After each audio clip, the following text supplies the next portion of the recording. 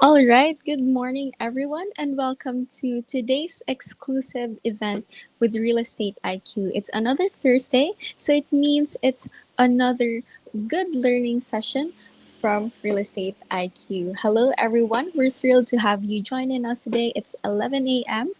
And today we will be uncovering some of the most important information that real estate investors must have in order to navigate through uncertain markets. So at Real Estate IQ, we're very passionate about empowering investors with the right tools, data, and strategies to succeed in today's market. As a lead generation company, we have helped thousands of investors find off market leads, negotiate smarter, and build high value portfolios. And our mission is very, very simple to help one more person to win.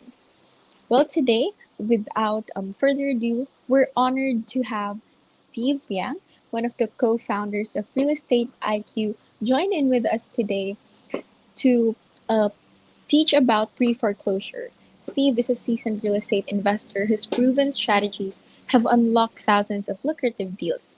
With years of experience navigating pre-foreclosures, mastering negotiation tactics, and growing a high-value portfolio, Steve has a wealth of practical insights to share with us today.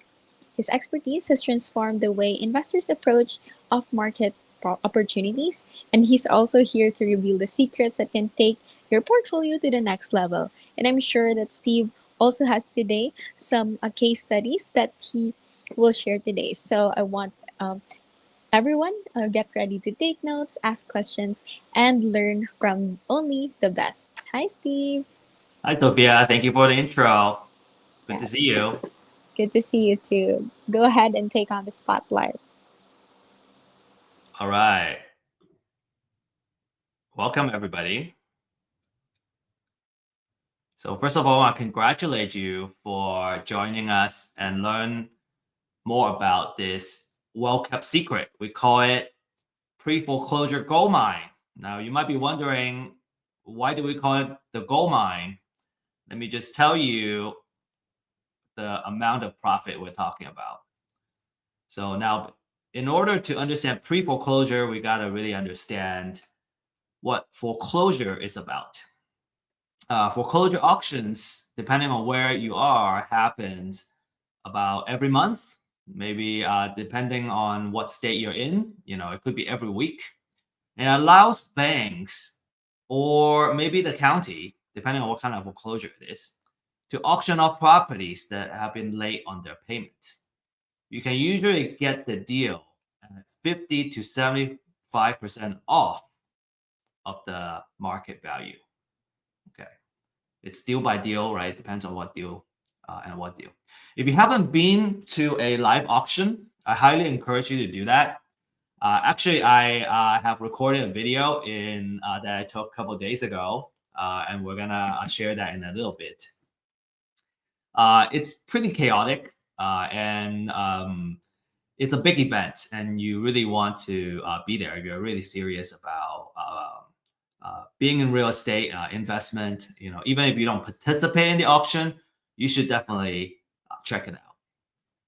Depending on how your county organizes it, it could be several trustees auctioning off in different places, and people just kind of crowd the trustee that is auctioning off that property, and it could be happening in the same time. And so if you are kind of new in this to the scene and you want to buy a property at the auction, you need to find the trustee first and make sure you don't miss it when they start the auction. So now the reason you would want to also, okay, so another big tip that we learned is that you're gonna need to pay on spot. So let's say you got the property and you won the bid at $87,000, and it's a $200,000 house. So you're already getting it at a really good discount. But now you need to kind of pay on the spot. So what people do, the folks that they're actually auctioning off, they will come with a stack of cashier's checks from the bank, and they would have it in different denominations, because you don't really want to have just a check for 200,000 and then you gotta, because you don't have change, you give them the entire 200,000. Your money and your capital is gonna get stuck there for a while, for quite a few days, before you can get the money back. So you kind of want to have some 50,000. You want to have some, maybe 25,000, $10,000, so you can give them, ideally the exact amount, the 87,000.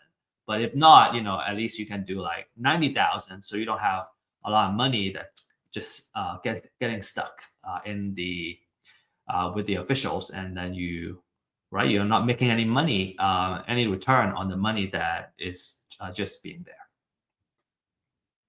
Okay, so next let's take a look at, I recorded this video. Let's play it. Okay, we'll watch it, and then I'll also point out a couple of things, and then we'll watch it again, so we can kind of pay a little more attention.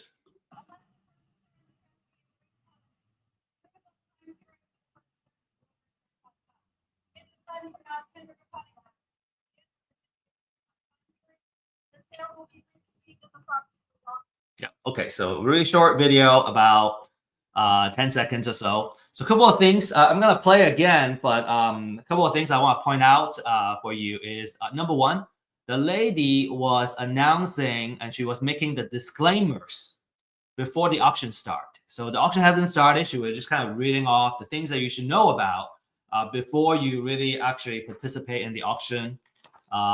Such as you're buying it sight unseen. There might be other liens on the property and all that stuff. Another thing to notice is that it's very loud, and it's very hard to hear the person making the announcements. You really need to get really close to the person making these announcements, so that you can tell which property is being auctioned off. And then another thing, as you see the camera spanning around, is that people come prepared. They already did their homework, right? They either brought their printouts, right, or they brought their laptop, and because they want to know, they already know how much they want to bid, how much their maximum bid is for any property. And then another thing is, you may not see other folks auctioning off the properties at the same time in this video, but you can kind of imagine a little bit down that way, to the right is other folks with other trustees basically auctioning additional properties. So I'm gonna play this again. I'm gonna stop talking.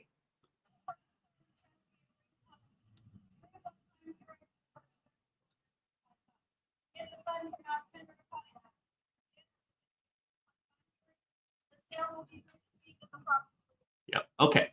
So that's it. You see a couple of players that are actively bidding on the property when the auction actually starts. So very, very interesting stuff. All right. Next. Now there are a couple of drawbacks when it comes to buying at foreclosure auctions. The first one is there is competition. By definition, in an auction, you got multiple bidders bidding up the property. A lot of times it's 1,000 at a time. So they go, 81,000. The next person goes 82, 83. So you keep going until somebody hits the limit and they stop bidding. So you have potentially a very fierce competition. And especially with hedge funds getting into the scene, foreclosure auctions have become very competitive. And some investors are actually complaining that because the hedge funds are so well funded, they're not afraid to overpay for a deal just to win it. And they make it hard for savvy investors to buy at a good price. The second one is, as I mentioned earlier, you gotta be prepared. You gotta have the cash ready in the form of a cashier's check, so you're ready to buy these properties. And then finally, you're buying the property sight unseen, so you're kind of taking a risk, right? If the property has been burned down and it's just a lot, and then you're bidding it as if there's an improvement, a house in there on top of the lot, then you're taking on a big risk. Obviously, there are many ways that you can do to mitigate that risk, and there are services and products available You can hire somebody to drive by the address and actually kind of check out. Just make sure the property is not burned down, and they will take pictures and all that. So there are things that you can do to mitigate these risks, of course. Now, because of the kind of drawback from bidding at the auction, I think the biggest drawback is probably the fact that it's hard if you're undercapitalized, if you don't have a big piggy bank. How do you participate in the auction, right? And so we that's why we like to get ahead of the game, right? Buy the property before they hit the foreclosure auction, because number one, you don't have as much competition. A lot of times you're directly uh, interfacing with the property owner, and you can buy it directly from them. You can still get it from for a pretty good discount, and then again, you can directly negotiate with the seller, and you can meet with them face to face and all that, and make sure that you're buying it at a price where you can make a profit. So the natural question is, how can I find these deals, and how do I make these deals? There are a lot of these properties. On average, I think last month we found about 6,000 properties that are motivated to sell, and then let's say on average, we're talking about an average of maybe don't quote me on this, maybe $50,000 to $60,000 of equity per deal. There's a lot of equity in these houses that are going into foreclosure. So all we need is to win one, and we'll feel like we're winning.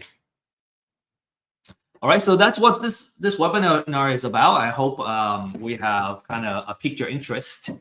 And our promise is that by the end of this webinar, you understand the strategy and the process of how you can win foreclosure properties before they hit the foreclosure, what we call pre-foreclosure deals.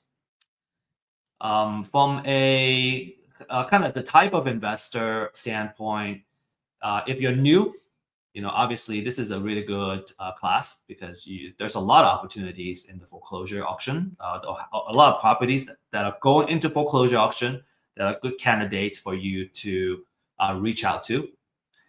And if you're an experienced investor, but let's say you have not done pre-foreclosure, this would be a really good way for expanding your channel. From exit strategy, you can wholesale. Let's say you buy the property wholesale. You can do fix and flip. You can also do buy and hold as well at a big discount. All right, so you make the money when you buy it, and now you can do all kinds of exit strategy and profit from it.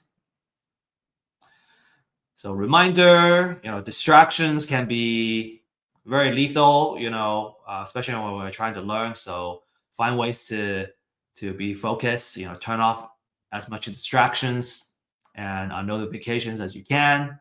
And feel free to use the chat we're on live stream right now. So feel free to use the chat to ask questions and also interact with each other, introduce yourself. What we find is that a lot of times, I think it's true in many things, is it's just difficult to find success when you're getting started, or when you're kind of in the middle of the journey. It's all about networking. So what we find is a lot of times when we're attending the same class, the folks that are attending it together, you may find that you may want to partner up together. Obviously, we'll teach you about the pros and cons and what to watch out for when you partner with someone. It's another big kind of the art of partnership. But it's always nice that you don't have to do it all by yourself. Okay, so make sure you take advantage of everything this class has to offer. Get connected and stay connected. Disclaimer, everything we presented here is for educational purposes, and you should always do your due diligence when you make any financial decision. We don't offer investment advice, financial or legal advice. Right? Make your own decision. My background is I have experience in marketing, data. I'm kind of a data guy, and we use the data for marketing. So kind of naturally, I'm also a marketing guy. And my background is in science and engineering, and I was always very interested in real estate. And kind of when I learned about real estate investment and the potential of profit that it can bring, it's very exciting. The struggle is that it's hard to find the right knowledge or the knowledge that you need.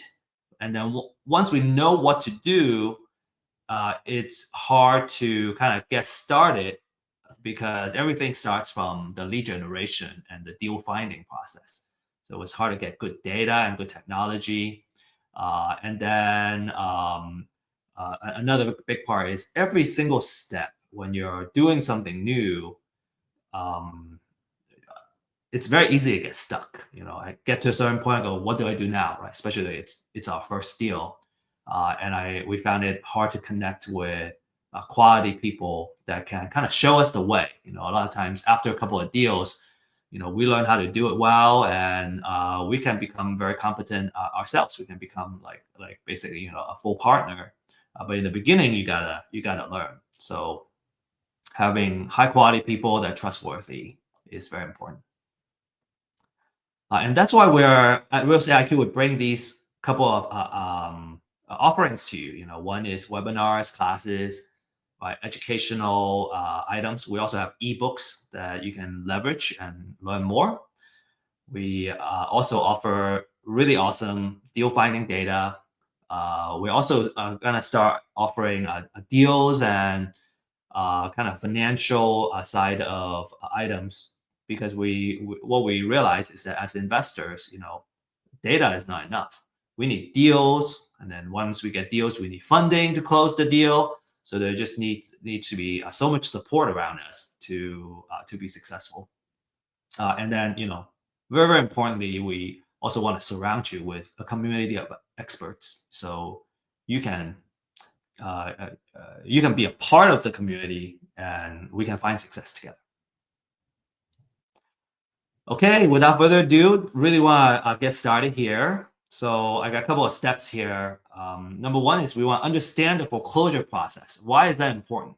In order to win pre-foreclosure deals, we need to understand the entire process so we know where and how we can add value to the homeowner. So here's the process. So step one, the borrower has been delinquent for more than 120 days, so about 4 months.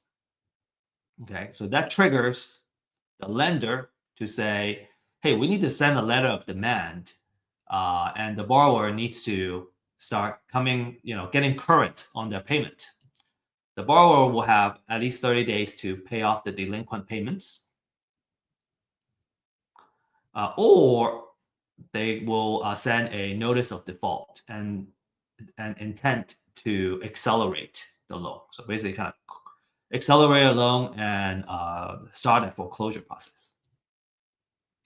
So after the cure period expires, the lender will file a notice of sale at the county the property is in, and you would wait. You would need at least 21 days before it would get auctioned off. So let's say in Texas we have the auction that happens on the first Tuesday of every month, which is just 2 days ago.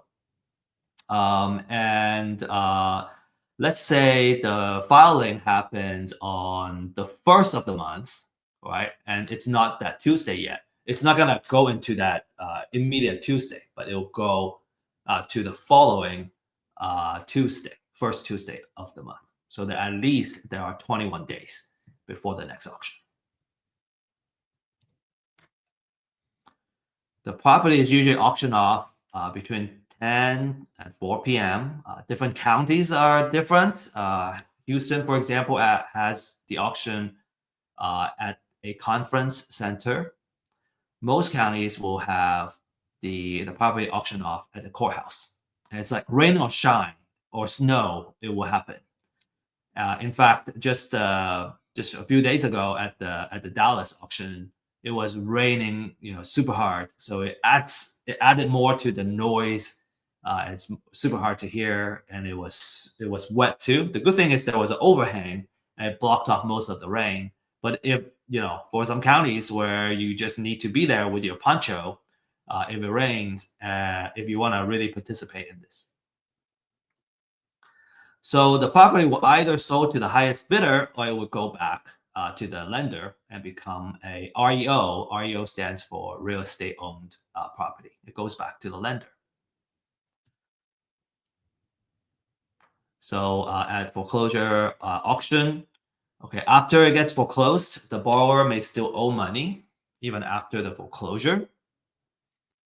And if the total debt is not fully paid off by the foreclosure sales price, the lender may choose to seek what we call a deficiency judgment against the borrower. So what that means is there's a possibility where the homeowner, normally do they lose the house during the auction, they will owe more money. So it's a really tight spot, really bad spot for them. Okay, and a lot of owners need to understand it. Sometimes they just go, I give up. I'm just gonna, let go into foreclosure. Well, not so fast. Maybe you need to consider, what are some consequences if you let it go there.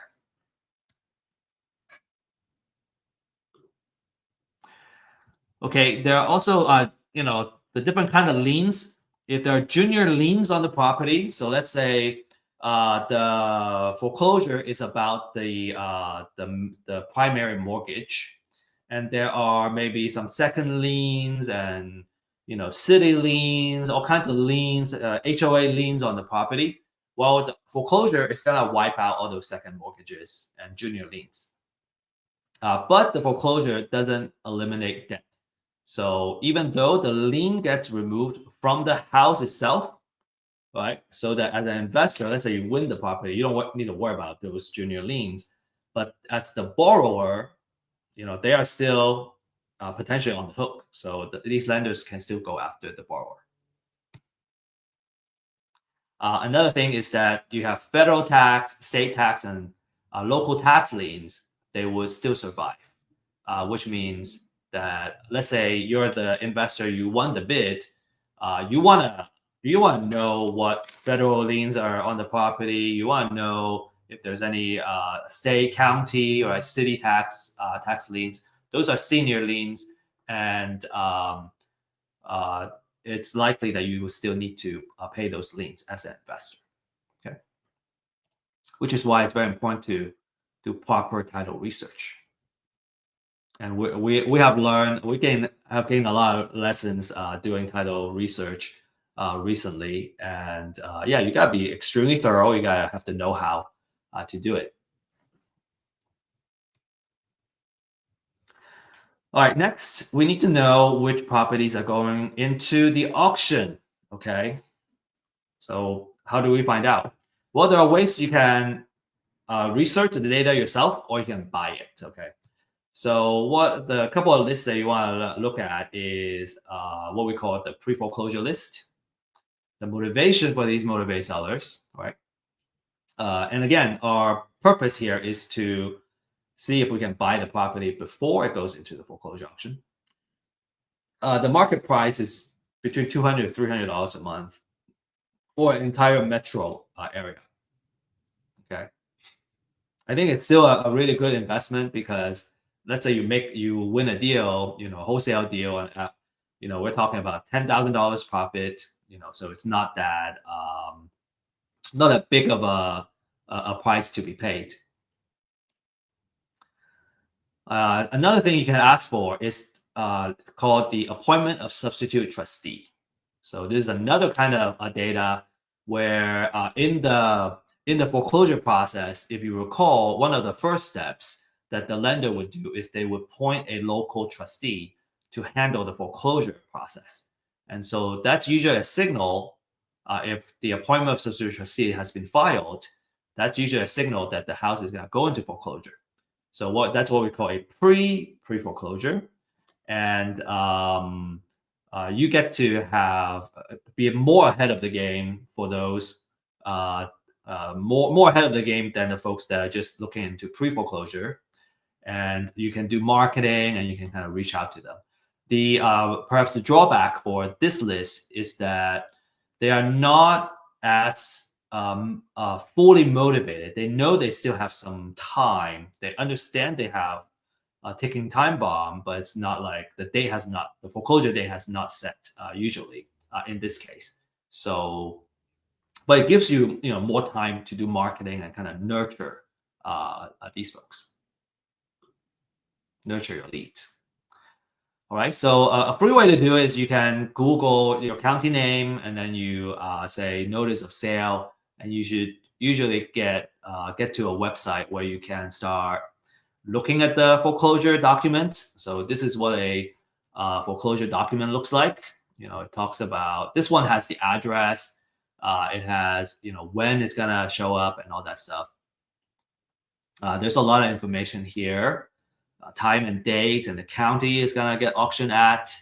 And then you would need to do some further research of who the owner is. Sometimes the owner is on this paper. Sometimes you have to do further research. And the amount owed is not public information. So, there's a lot of digging for just one record. And usually, when people ask, should we buy or should we find it ourselves? My typical answer usually is, if you know how to do it, you're better off outsourcing it. If you don't know how to do it, you may want to do it just to learn and like appreciate how much work that goes in there. But ultimately, this is not worth our time. It takes 15 to 20 minutes of research for just one property. And when it comes to lead generation, I would want to market to hundreds of prospects, all right, hundreds of leads. It's because it's always a numbers game. So I want to make sure I market to a good enough of quality leads, so that I can win one. It's just not worth it.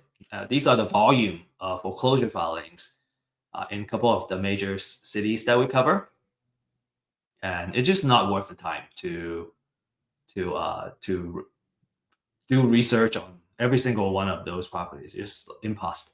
It's so much easier just to kind of outsource that. Right? I would do certain things myself in where my time is going to return the most, such as managing the marketing campaign and maybe like doing cold call, making connections with the homeowner. Those are much better return on our time, and that's what I do too, actually. So okay, so let's say we buy on the list, right? I hope I can convince you that it's better outsourced. You if you don't know how to do it, like I said, you may want to learn how to do it. But just because I know how to cook doesn't mean I want to cook every day. Just because I know how to clean doesn't mean I want to clean every day. Oops. So I hope that outsourcing is always if we can do it, it's I recommend it. Okay, so now if we're gonna buy the list, we also need to understand the quality, right? I don't want to just buy a junk list and then waste my time calling people, and it's not even the freshest list. So a couple of items that I would use for evaluating the quality of a motivated seller list. Number one, especially for foreclosure, is that I want to know how fresh the data is, right? Because the fresher it is, I know if I reach out first before anybody else, I would be the first person, right? I got the first mover advantage when I do that outreach. The second one is the extent of research. I want to learn more about the person I'm gonna be reaching out to, so I know how to talk to them and I know what their situation is. One of the key metric that I look at is how much equity is in the property, and you gotta research several locations, different places, and run the calculation in order to come up with an estimated equity on the property. And I find that, and also our clients too, we find it one of some really important information to go in, because if the property doesn't have a lot of equity, chances are it's hard to make a workable deal with the owner. There are different exit strategies, right? Of course, but in general, we want to look for properties that have a high amount of equity. And then, we want to know how accurate the information is, right? The quality of the research and the researchers. So some key elements of a quality leads, especially for pre-foreclosure. We want to know the mortgager and mortgagee information. Mortgager is basically the borrower, right? That's the main person I want to do outreach to. That's usually the person that owns the property. Then I want to know the address information of the property, right? How much it's worth, what's the assessed value. And then on the right, I want to know the financial information. So I want to know what the equity percentage is. I usually try to reach out to the properties that have a higher equity because there is more negotiation room where we can create a win-win situation. In order to do that, we gotta know the loan information. So how much loan was in there? So you got, ideally there is title searches and a deed of trust searches that need to be done to find all this information. Okay, now that we got the list, we want to narrow it down to a more manageable, focused list. And this is where, kind of that filtering is where you can create your own niche that you can focus on that, say, you're much better at than anybody else. So this is where you create your competitive advantage. Okay. And a couple of kind of hot filters that people use are the address. Maybe it's different cities, right? Let's say you want to focus on the city that you live in because you know your city so well, or maybe it's a city that you don't live in, but it's not as competitive. You can filter by the assessed value. Maybe there's a particular price range that you want to focus your deals to be at. I already talked about equity percentage. That's a really popular one. And then you can also kind of look into a couple of these. So ownership would tell you if the property is owner occupied or not. Okay. If it is owner occupied, it means that the person lives in the house. And if it's non-owner occupied, it means the person is very likely a landlord. They live somewhere else. And you can potentially find that they are an out-of-state owner. And, if they don't live in the house, usually maybe they're more likely to sell the house. Okay. You can also look at kind of loan modification and different type of loan. This is by understanding what the different type of loans are and what type of loan modification it is to really identify the signals where, and this would probably come more from experience or from working with an experienced investor together, that how to leverage this data and really search for the niche that you can focus on. I'm not gonna spend too much time. We can spend just like 1 hour just talking about each data field here. So let's talk about how to now kind of market to these. Okay. One very important point I want to share is that let's say there are 1,000 properties, right? And let's say we start with a $1,000 per month marketing budget. Okay, I have $1,000 I can spend. I can either spend $1,000 to reach 1,000 leads, or I can narrow it down to 100 leads and really just focus on reaching this 100 leads. Ideally in multiple ways. I can try to call them, send them letters, right? Maybe even do targeted advertising. That's more advanced. To these 100 people, because now I'm spending $10 per lead, right? For if I have 1,000, I'm only marketing to 100 leads. I'm spending $10 of marketing budget to reach that one person. Versus, say, I got this gentleman named Joe, and he has $1,000 trying to reach 1,000 leads. So on average, he can spend $1 per lead. Okay, so who do you think is gonna win out? The person that spends $10 to reach one for each lead, or the person that spends $1 per lead and try to reach them, right? $1 versus $10 to reach the same person. I can't see your responses, but I hope you would arrive at the conclusion that, man, if I have more marketing budget, right, I can reach the person, and I am more likely to win out and reach this person, build trust with this person, because I'm spending $10 on this guy versus my competitor that's spending just $1 on the same person. And there are many things that you can do, right, with $10. With $1, man, a dollar buys us a stamp and some change, and I don't know what to do with the change anymore. It's so hard to, $1 we can't really go very far in terms of marketing budget. Okay, so let's next talk about the different kind of marketing campaigns we can use. Now that we have a focus list, we have a very popular class. It's called The Secrets of Building an Endless Deal Flow.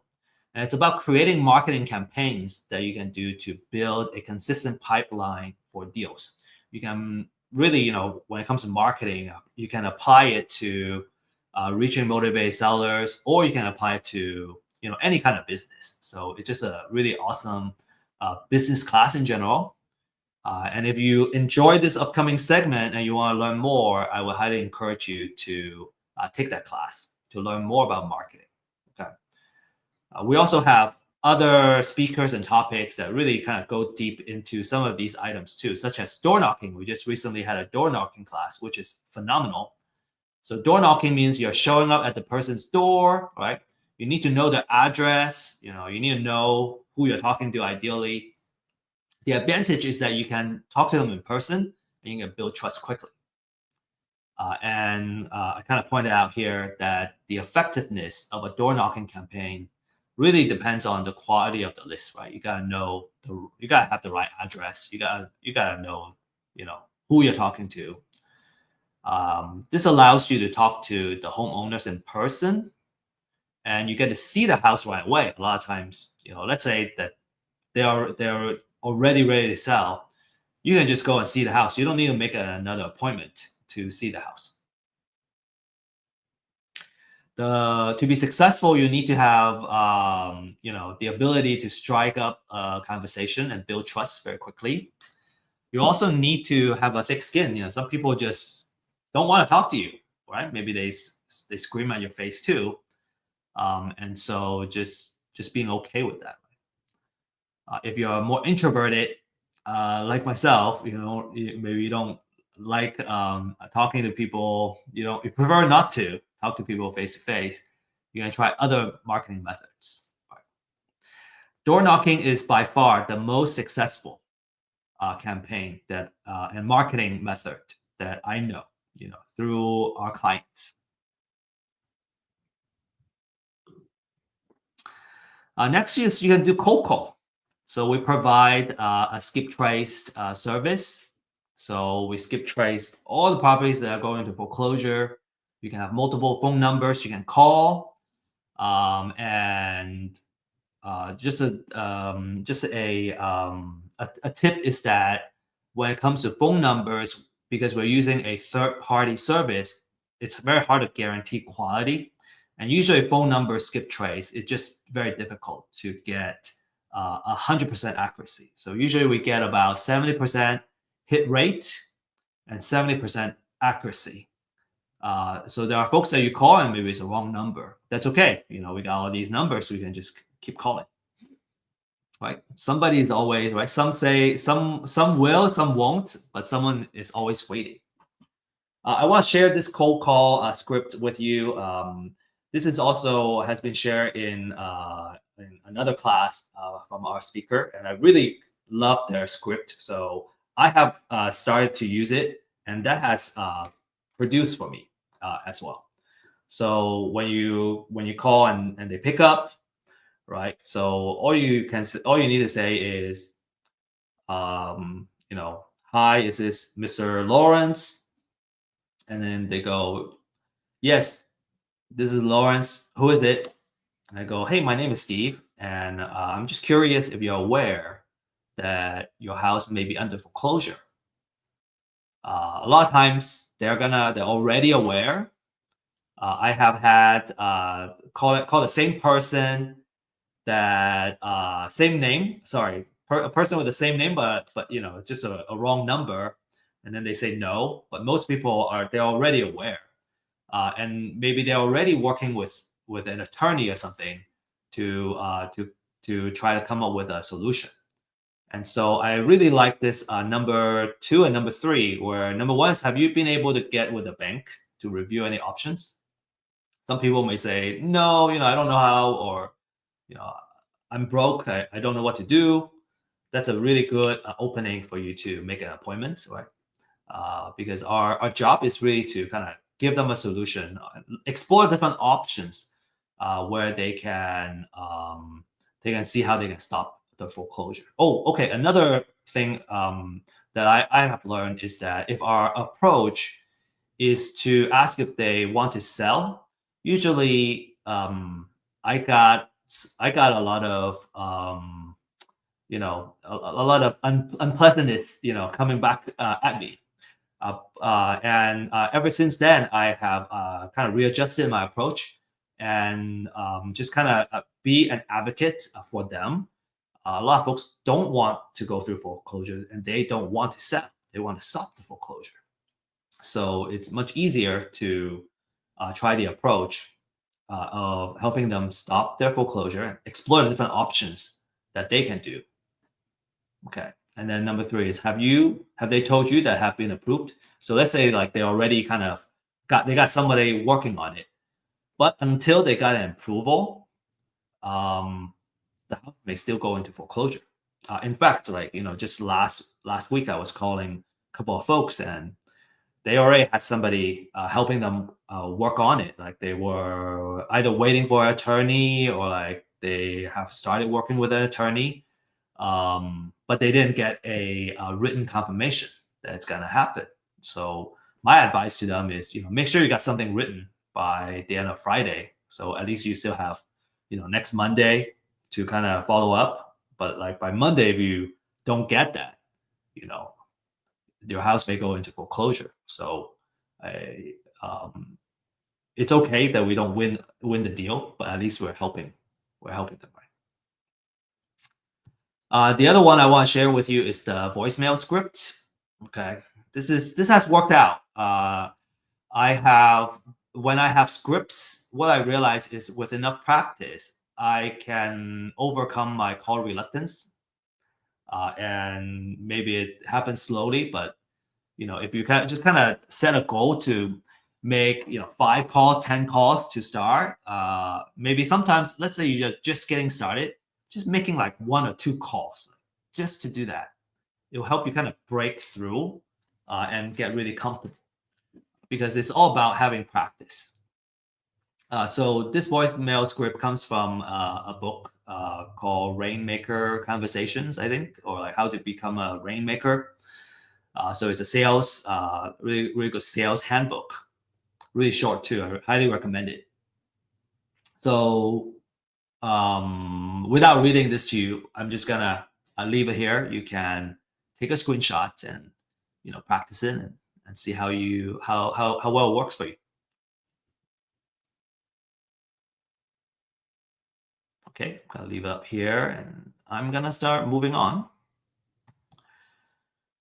Okay, now talking after we talk about these couple of strategies, another strategy we could have talked about is using direct mail and handwritten letters and send it to them. Usually, these campaigns are best when it's all combined together, trying to reach the same person in different ways, that usually works the best. Okay, so next, you want to reach out and listen. You want to let the owner know that you want to help them. And foreclosure is a very stressful situation, so you want to be very empathetic and mindful. And maybe the appointment will lead to, that they want to sell their property. Maybe it doesn't, but every single time you can make an appointment and have a meeting, you're just that much closer to making a sale, right? Or making the deal. So these are a couple of CRM stages that's also kind of my recommendation. You can certainly start with an Excel sheet to do the tracking. But let's say you start having more leads that you need to manage, then you need to start setting up different stages so you can kind of look at the pipeline and the health of your marketing pipeline. And we'll talk about this more in our marketing class. But the different stages that you want to set up are here. Okay, so going from stage 1 to stage 9. My recommendation: take a screenshot, and if you have questions on how to implement this and all that, we can talk more. But if you are familiar with CRM, you already know what I'm doing, what I'm saying here. If you're not familiar with the CRM, I think it would be a longer conversation.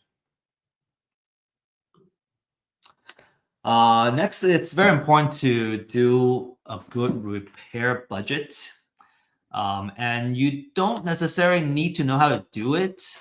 I just want you to be aware. If you're new, right? I just want you to be aware that the house very likely is going to need repair to bring it up to the after repair kind of condition, right?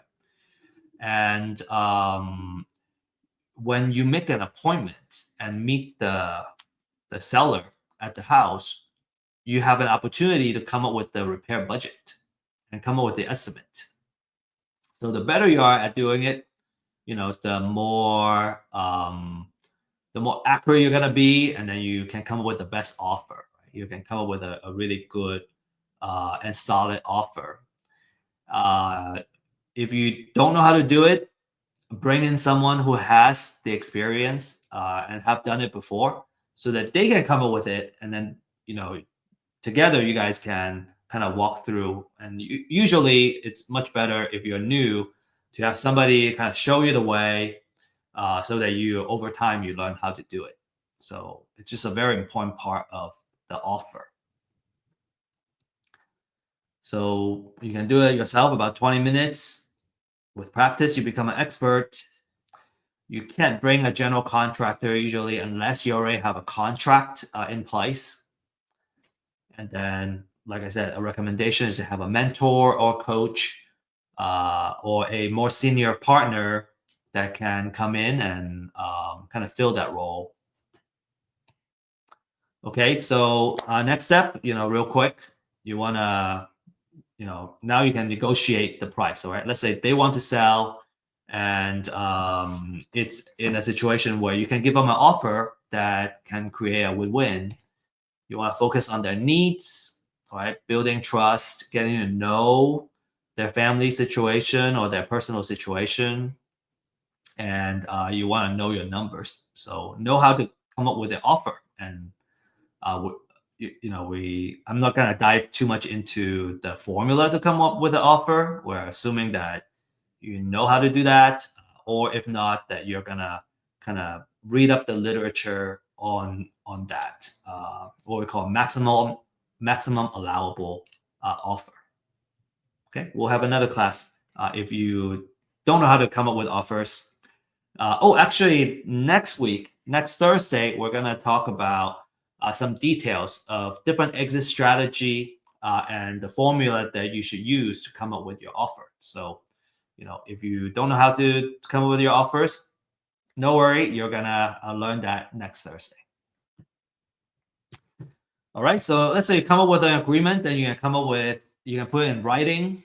Okay, so There are many things that you may end up negotiating for. It could be the price, the sales price. It could be the terms of the payment. Maybe it's just all cash, or maybe it's a owner finance type of deal. It could be how much earnest money you gotta put down. How long it takes to close. There are quite a few kind of discussion points that you gotta finalize in order to put it into a contract. And when I first had to do it, it was also very difficult to learn how to come up with a contract. So having somebody that can walk you through it is something I highly recommend. You can learn so much faster, when you don't need to struggle through every single step yourself. All right, and then there might be title issues to be aware of as well. You want to know if the property has other liens. Maybe there are junior liens and some senior liens on the property. So you want to work with an investor-friendly title company.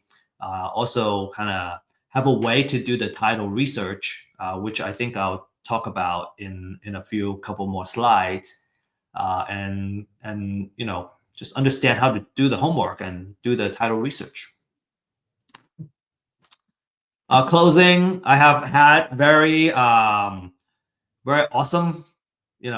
closing. There was one where let's say you agree on closing on a particular day, and that it just happens. But I think it's a little more of a minority of the case. There's usually some delays, right? Let's say you prepare to be closed on Friday, and actually sometimes it doesn't close until later. So just kind of be prepared for contingencies, and if you have a good contract and a seller you already built trust with, you can minimize a lot of the problems. So, but it's just be prepared for things not going the way that you plan to go, and just be flexible. I remember my first closing; it was very nerve wracking. You think it's gonna happen to this day, and you're just like prepare and on standby this whole time, and then it doesn't happen. Next day it doesn't happen. Next day it doesn't happen. Could be kind of stressful the first couple of times. After a while you get desensitized. You get better at it. Okay, so to recap, okay, we talked about the foreclosure process, understanding how the foreclosure works, and the gap where we can leverage a pre-foreclosure list and outreach and buy the property or help the homeowner stop their foreclosure before it hits the foreclosure auction. We also talk about different marketing methods and the CRM stages that you can set up to manage your leads. Again, if you're interested in the marketing side of things, there's a class that's available. You can also kind of request. I'm more than happy to deliver a marketing class. I always like talking about marketing. So let me show you a couple of case studies. Okay, all of these are provided by our clients, and some of the names have already been blurred out for their protection. This one, for example, is a $46,000, $500 profit, and this is a wholesale deal. Okay, the next couple of deals is all wholesale. These are big profits for a wholesale deal. Typically, just once you want to set the right expectation, is that $5,000 to $10,000 per wholesale fee is already a really good profit. And these are just very outsized profits because we have this awesome client that just does so well, and we kind of handpick the most profitable ones. Okay, so the next one is even bigger. The next one is 85,000, and then the next one is 88,000. So again, don't let these big numbers kind of set your expectation. Expect about $5,000 to $10,000 if you wholesale a deal in terms of making how much profit you can expect from a deal. But these outsized profits are not unheard of either, and folks are extremely happy when they can make this much. Yeah, and one of the success stories that I share is actually the client that share these cases. All right, so you might be wondering how you can get started. So I got a 3-step process for you. Number one is you want to get a pre-foreclosure list. The more information, the more relevant information, of course, the better. So the benefit of having first-hand data is you have the freshest data available. You can get extensive research done, such as estimated equity, and at a very limited time, you can also enjoy the disruptive pricing that Real Estate IQ has to offer. This is an example of what the interface looks like. Very easy to use, simple to use. You can come in, you can export the data, and then you can start doing outreach. So we got 2 pricing here. One is just the address itself, and then the other one is a skip trace. It comes with skip trace, so you can have phone numbers that you can call as well. Again, just wanted to reiterate that skip trace, because it's not our first-hand data, we have to buy it from a third party. It's not 100% accurate, and you shouldn't expect to have 100% accurate phone numbers when you skip trace. It's more likely the norm that you're not going to reach the person. And I think if you have that expectation going in when you make cold calls, then every single time there's a good hit, like you go, oh wow, I hit the voicemail and this is the person I'm trying to reach. I feel excited. So I just want to adjust everyone's mindset, especially for those that are ready to get started. You want to do this with the right mindset, and then you're going to be very, very successful. Number 2 is you want to become a community, find a mentor, join a community, and kind of leverage folks that have done it before. Find someone you can trust, and be ready, be willing to be held accountable, right? And help you form the right habits to make happen. Real estate investment doesn't need to be a full-time thing. You can get started with, I think, as little as 5 hours a week. Over time, it may take a little more time, but you can kind of, like, if you're just looking for a side hustle, or buy 1 or 2 properties, it doesn't take up that much of our time, and you can do extremely well. Okay, number 3 is you gotta do the title research. The cost for title research is between 40 to 75 per property, and that's through a title company. There are different service providers that provide title research. We're actually working on a title research project right now, and we want to offer this service at a better pricing than what's on the market right now. All right, couple of success stories. This one is $8,000 profit. No, okay, sorry. The next one is the $8,000 profit. This one is using Real Estate IQ to get his first deal and getting started. Profitable growth with substantial gains. When you don't have to worry about leads, right? You can just focus on the outreach and the marketing. You can just you can stay focused in the most valuable activity, and I think that's just so important when you're getting started. Ismail, $8,000 profit in a recent deal. Kind of on average, right? $8,000. I think that's about right. We see about 7,000, 10,000, 5, 7, 10 is usually the number, right, for a wholesale deal. And then Daryl said, he got 4 deals under contract, and already got about $1 million of contract value, and then he's expecting to make 10 to 15% of profit margin out of that. So, not bad for 9-10 months, and we're talking about $100,000 to $150,000 of like equity that you made. And these are, I think, not a rare story. These are very common stories. If you know how to do it, you got the know-how, you got the right path, the right way to execute. Within a year, maybe sometimes a little longer, you can build a pretty good amount of equity, real estate equity, in the deals, and then you're looking good. Maybe it's not liquid when you sell. When you sell the properties, when you become liquid, But when you're sitting on those equity, it's kind of really nice as a real estate investor, knowing that you have built the equity and the wealth already within those deals.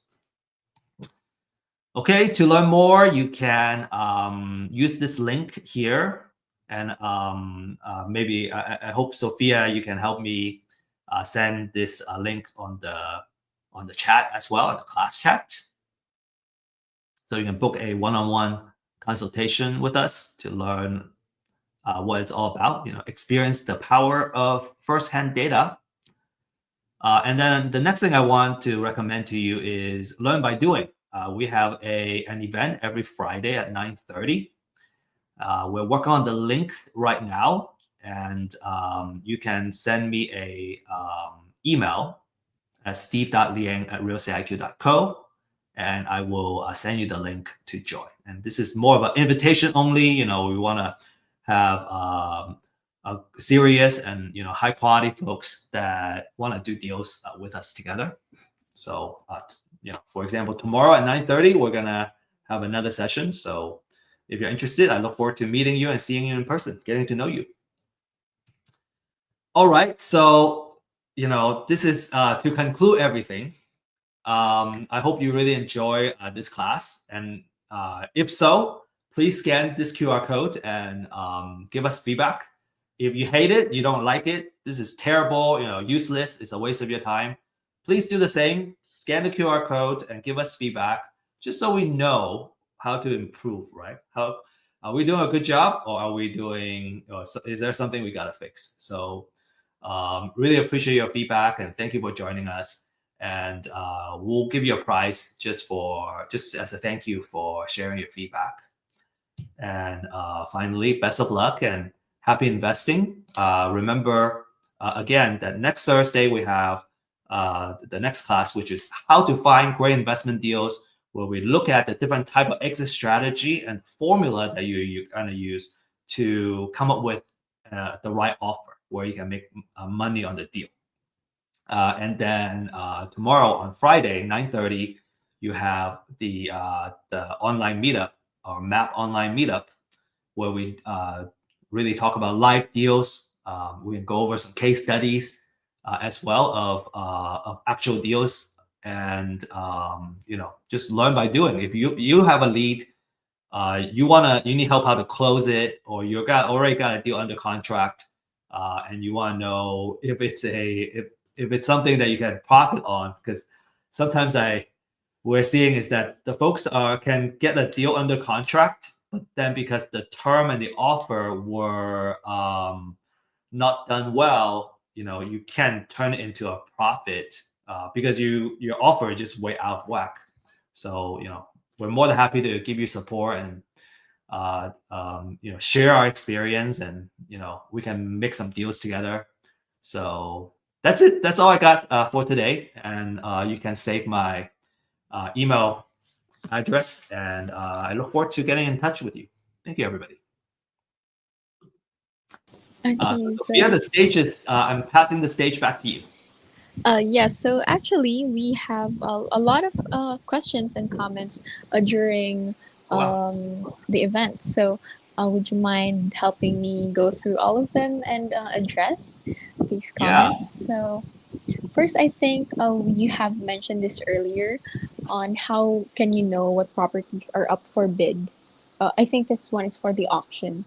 Yes, yes. So that's where you can get the pre-foreclosure list, and then you will Mm, know that those are the houses. Now you got to understand that because it's possible that the house that was scheduled to go into foreclosure may end up not going to foreclosure.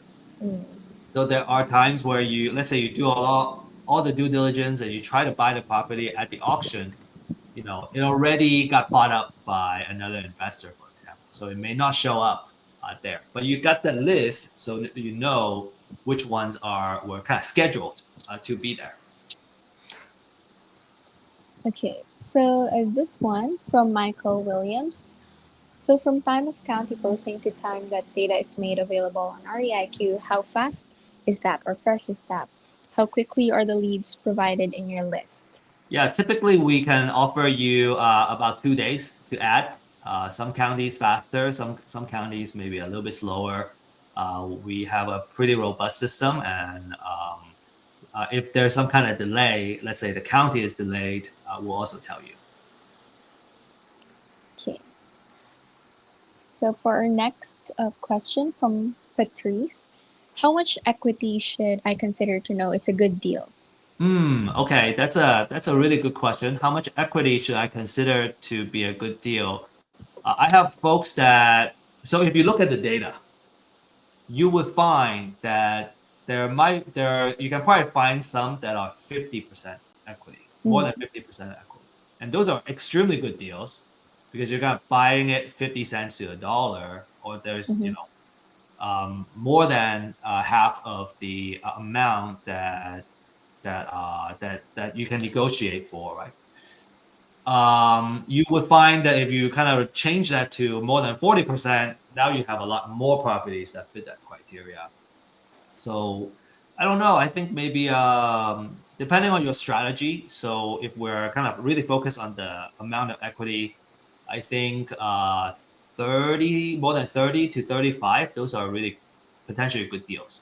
Because another thing you gotta add on to that is what if the house needs a lot of repair, right? And all that rehab budget is gonna eventually come out of this equity that's already in there.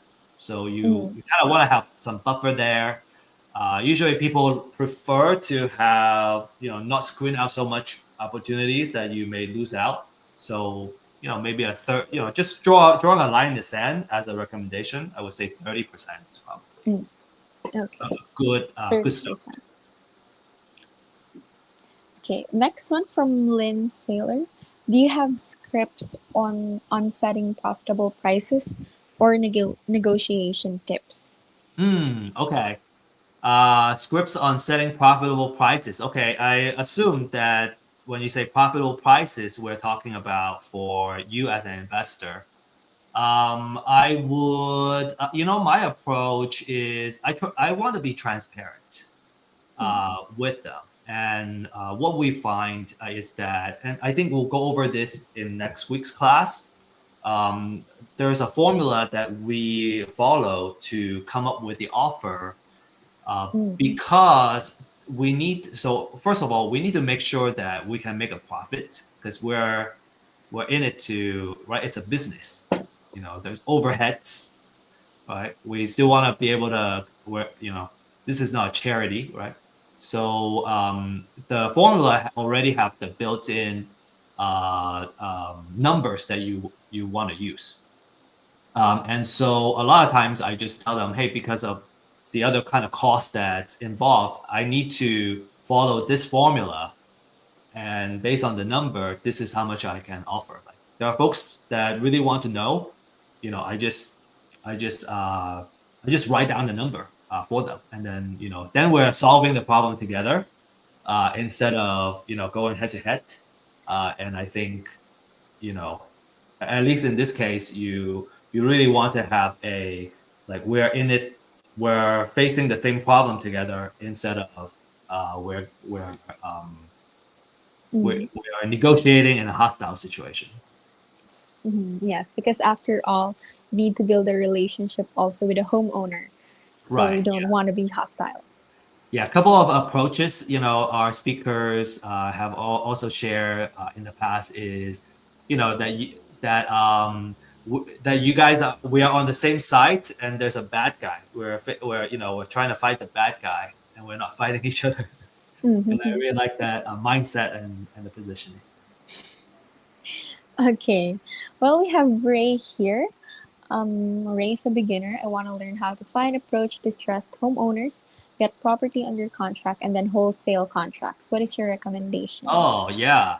And Ray, I think my recommendation is to join our class at 9:30 tomorrow. So it's a meetup, and so we can go over the process and all that. This is the how to find, approach, get property under contract, the entire process. We have a 90-day program actually that if you are committed and you're gonna go and execute, we believe we can get you a deal in 90 days. And so you can just follow that process and we'll help you find success, going from beginner to getting your first deal. Okay. So from Robin, I believe that this is for the map class. Do you have to be in Texas to be part of the event? And you don't. You can join us online. It's gonna be an Mm, online Zoom event. We find it to be the most kind of inclusive for folks that are not in the same city, for example, and also um, what do I want to say? It's the most inclusive because we can do it online. Oh, and it's the most efficient because you don't have to actually go to a place. You can just right. It's just so much easier to meet when we can do it online. yes. Okay. Then lastly, we have from Maria. What does REIQ's data look like, or what can I get from the data? Yeah, What information? that's also a really good question. I think for the sake of time, we want to direct you to sign up for the one-on-one consultation, so that you can kind of see it. Our consultant is going to share with you the data that's available on our portal, and then how you can use that data to uh, to to do your marketing. What Mm-hmm. about, so Rodin is asking the 90-day challenge. Okay, you want to sign up for the 90-day challenge. You can also talk to our consultants, join our one-on-one consultation and ask about the 90-day challenge. We'll hold your hand and we'll help you make your deal happen. You just gotta commit to like showing up and also doing the work, and you get a deal in 90 days. Okay, so I guess that's all we have for today, Steve. Thank you so much for joining us today. And Thank you, Sylvia. for next week, I know that this is a two-part class. One is today for pre-foreclosure, and the next one will be next week, Thursday, the same time, on how to find great real estate deals. We will still have Steve as our speaker. And if you want to register and continue this conversation on how to get deals, how to start, then you can register through this QR code. So let's give you time to scan that QR code. We'll give you around 5 seconds. Thank you. Okay. Additionally, we have, again, to reiterate Steve's point, we have a map class tomorrow at 9:30 a.m. So if you couldn't access, or if you couldn't access the email or anything, you can also type in map on the comment sections, MAP, if you're interested, and we can reach out to you personally if you're interested with that. Also tomorrow, we also have a Friday open house at 11 a.m. CDT. So if you're also interested in learning more about real estate IQ, how these pre-foreclosure lists also work, or how does it look like the comment that we got earlier, what can you get from those? Then aside from the consultation, we also have an open house tomorrow, free for everyone to attend. So if you're also interested in that, you can type in Friday on the comment section if you're interested in those events. So let's give you time more to register and comment for our Friday open house and for our map class tomorrow. So the map class would be earlier, 9:30, and the Friday open house would be later at 11 a.m. Okay, so I believe everyone's already registered. So I want to thank everyone for staying till the end for our class. We hope to see you again next week for our events and how to find great real estate deals. With that, thank you so much for joining us. And again, we hope to see you next week. Bye bye. Thank you.